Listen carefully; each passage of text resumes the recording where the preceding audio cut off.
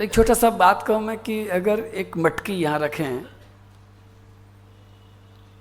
एक नहीं कई सारी रखें, 7-8 मटकी रख दें, एक में पानी भरें, एक में दूध भरें, एक में छाछ भरें, एक में दही भरें, एक में घी भरें, एक में जहर भरें, अलग अलग चीज़ भर दें, फिर उनको टेढ़ा करें तो क्या निकलेगा? जिसमें जो भरा वही निकलेगा। जैसे पानी भरा पानी निकलेगा, घी भरा घी निकलेगा, अमृत भरा अमृत निकलेगा, जहर भरा जहर निकलेगा। टेढ़ा करेंगे तो भी वही निकलेगा, उसमें छेद करेंगे तो भी वही निकलेगा, उसको उल्टा करेंगे तो भी वही निकलेगा। जो अंदर भरा है वही बाहर आएगा। इसलिए भागवत आपसे कहती है कि जीवन में आनंद किसी न किसी तरह से अपने अंदर बहुत सारा भर लेना। आनंद अंदर भरा होगा तो ही बाहर आनंद निकलेगा। अगर अंदर दुख भरा होगा तो बाहर आनंद नहीं निकलेगा, दुख ही निकलेगा। इतना आनंद भर जाए। हम सेवा की बात करते हैं, कई बार करिए, भागवत में सेवा करो, लेकिन जो व्यक्ति खुद दुखी है, एक दिन वो 3 पहिए वाला ऑटो रिक्शा दिखा रहा था मैं आपको, और मैंने कहा था एक भी पंचर हो जाएगा तो ये ऑटो रिक्शा फेल हो जाएगा, चलेगा नहीं। वो तीनों ही चलते हैं। उसमें एक बात थी, दोबारा से याद दिला रहा हूं, एक पहली बात थी कि हम सबकी सेवा करें, जीव मात्र की सेवा करें, दया सर्वभूतेषु। और दूसरी बात थी कि हम पहले संतुष्ट रहें। हम खुश नहीं रहेंगे तो हम किसी की सेवा नहीं कर सकते। प्रसन्न रहना, खुश रहना, संतुष्ट रहना, आनंद में रहना पहली शर्त। लेकिन इस आनंद में रहने के लिए भी उससे पहली शर्त है कि जब तक सेवा नहीं करेंगे तब तक आनंद में नहीं रहेंगे। और जब तक हम अपनी इंद्रियों को बस में नहीं रखेंगे, तीसरी बात, सर्वेंद्रियोपशांत्याचा, इंद्रियों से आगे अगर हमने हार मान ली, अगर इंद्रियां हमारे सिर पर चढ़ गई, इंद्रियां बेकाबू हो गई, तो भी ना तो हम किसी की सेवा कर सकते हैं ना हम संतुष्ट रह सकते हैं। तीनों चीजें मिली हुई हैं। लेकिन ये नंदोत्सव के बीच में मैं क्यों बात कह रहा हूं कि जिस समय जीवन में जो भरा रहता है, यदि आपको अपने परिवार या अपने पड़ोस में या अपने समाज में या अपनी रिश्तेदारी में कोई व्यक्ति कड़वा बोलता हुआ दिख जाए, कोई व्यक्ति किसी को दुख देता हुआ दिख जाए, कोई व्यक्ति किसी को सताता या आपको ही सताता हुआ कभी आपको दिख जाए, तो आज से पहले आपने क्या सोचा मुझे नहीं पता, लेकिन आज के बाद में एक गणित लगा लेना, थोड़ा सा जोड़ लगा लेना, पुरानी गणित को भूल जाना, नई गणित लगा देना कि ये जो दुख दे रहा है क्यों दे रहा है, ये दुख क्यों दे रहा है। और ये कथा याद आ जाएगी और ये मेरी घटना याद आ जाएगी, क्योंकि इसके अंदर दुख भरा हुआ है इसलिए दुख दे रहा है। इसके अंदर हमें दिखता नहीं है, हमें ऐसा लगता है कहाँ दुख है, बढ़िया तो रह रहा है, खूब इसके पास गाड़ी है, मोटर है, सब कुछ तो है। लेकिन मैं दावे से कहता हूं जिसके अंदर दुख नहीं होगा वो दुख नहीं दे सकता है। और वो दया का पात्र है, क्रोध का पात्र नहीं है। अब दूसरी बात आती है कि उसके अंदर दुख भरा है इसलिए वो दुख दे रहा है, आप क्या दोगे जी? अगर आप भी दुख दे रहे हो तो इसका मतलब आपने भी अपने अंदर दुख भर रखा है। और अगर अभी तक दुख भरा ही हुआ है तो नंदोत्सव हमारा बेकार हो गया। आपने अभी भी कहा बहुत आनंद आ गया। नंदोत्सव का मतलब यह इतना आनंद में भर जाना, इतना आनंद में भर जाना कि किसी भी अंदर कोने कोने में कहीं दुख नाम की कोई चीज रह ही न जाए।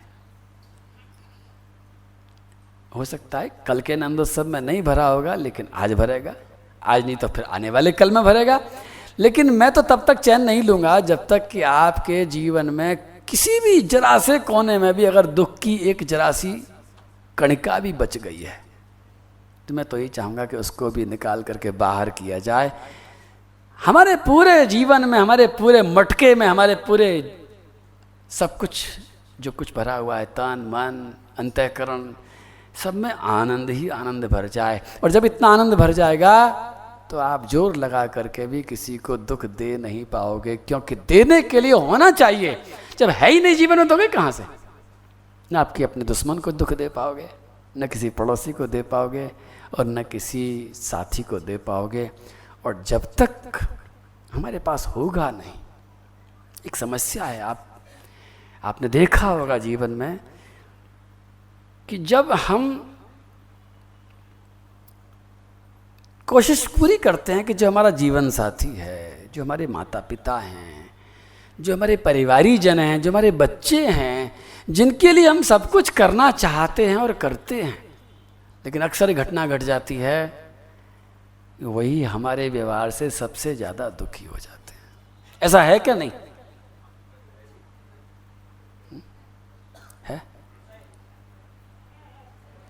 है ना? गणित समझ में नहीं आती है। दुखी होने वाला भी नहीं समझ पाता और दुखी करने वाला भी नहीं समझ पाता कि बात क्या है। प्लानिंग बनाई थी सारे दिन से कि शाम को पति देव जब घर में आएंगे तो उनको ये तो मिठाई खिलाएंगे, ये नमकीन खिलाएंगे, गरम गरम चाय पिलाएंगे। प्लानिंग पूरी करी थी, लेकिन ये हुआ क्या, जिस समय उनका आना हुआ और जिस समय बात शुरू हुई तो है उल्टा हो गया। पति भी जब आता है तो गजरा लेके आता होगा, नहीं तो फूल लेकर के, वो क्या होता है वो गुच्छा सा, गुलदस्ता है, बुक्के। हाँ, अरे हमारे ज़माने में होता नहीं था तो हमें याद नहीं है, बुक्के। अब बुके लेके भी आता है, पूरी तैयारी करके आता है कि आज भाई घर का माहौल थोड़ा शांति से होना चाहिए। तैयारी दोनों ने करी थी, लेकिन हुआ क्या कि लेकिन जिस समय हम कई बार, रोज रोज तो ऐसी घटना नहीं घटती होगी, भगवान न करे रोज रोज घटे, लेकिन अक्सर करके घट जाता होगा कि प्लानिंग सारी फेल, और फिर जो होता है वो कभी अच्छा नहीं होता, वो बहुत ही भयंकर हो जाता है। और उसका आज तक आपको जवाब नहीं मिला होगा कि ऐसा क्यों होता है। उसका जवाब भागवत दे रही है। उसका जवाब कि जैसे कांटे का पौधा, कांटे का पेड़ अगर किसी को प्यार भी करेगा तो क्या देगा। कांटे का पेड़ किसी को गले भी लगाएगा तो क्या देगा। खून ही निकलेंगे, खरोंच ही आएगी, उसके प्यार में भी खरोंच ही आएगी। और फूल का पौधा किसी को चोट भी मारेगा तो खुशबू ही देगा। वो चोट मार रहा है, वो कोशिश कर रहा है कि इसको मैं प्रताड़ित करूं, इसको चोट पहुंचाऊं, लेकिन चोट नहीं पहुंचेगी। वही बात है जीवन की। यदि हमने अपने जीवन में खूब सारे कांटे उगा रखे हैं अंदर, और हम चाहते हैं कि हमारा प्रेमास्पद, हमारा प्रियतम, जिसके लिए हम जी रहे हैं, जो हमारे लिए सब कुछ है, जब हम उसको प्यार करने के लिए आगे बढ़ते हैं तो प्यार तो हम करना चाहते हैं, लेकिन हमारे प्यार करने में वो कांटे ही आगे पहुंच जाते हैं, जो कि खरोंच लगा देते हैं, उसको छलनी कर डालते हैं, उसके हृदय को तोड़ देते हैं। कारण क्या है? क्योंकि हमने अपने जीवन में फूल नहीं उगाए। हमने सोचा था ये बड़ा आसान काम होगा कि हम दुनिया को तो कांटे देंगे, एक जने को फूल देंगे। हो नहीं सकता। लेकिन जिस व्यक्ति ने अपने जीवन में सब तरफ फूल ही फूल उगाए हैं, वो अपने दुश्मन को भी चाह करके भी कष्ट नहीं दे सकता। वो दुश्मन को भी जब देने जाएगा, वो देने जाएगा कष्ट, लेकिन कुछ न कुछ शुभ ही हो जाएगा, क्योंकि इसके पास है ही नहीं है, कांटा है ही नहीं है। नंद बाबा, उपनंद, अभिनंद, सन्नंद सब लोग नाच रहे थे कल तो, लेकिन नंदोत्सव में बड़ा आनंद आया था। सब खूब नाचे थे, गोपियाँ भी खूब नाची थी। नाचते नाचते नाचते नाचते नाचते उनके नूपुर टूट गए थे, उनकी बेड़ी के बंधन खुल गए थे, उनके मांग के सिंदूर टपक टपक करके नंद निकेतन में ऐसी मांग की बरसात हुई थी, इतनी सिंदूर की बरसात हुई थी कि नंद निकेतन का सफ़ेद आंगन लाल लाल हो गया था। घी, दूध, दही, मक्खन की खूब बरसात हुई थी, खूब नाचे थे सब लोग।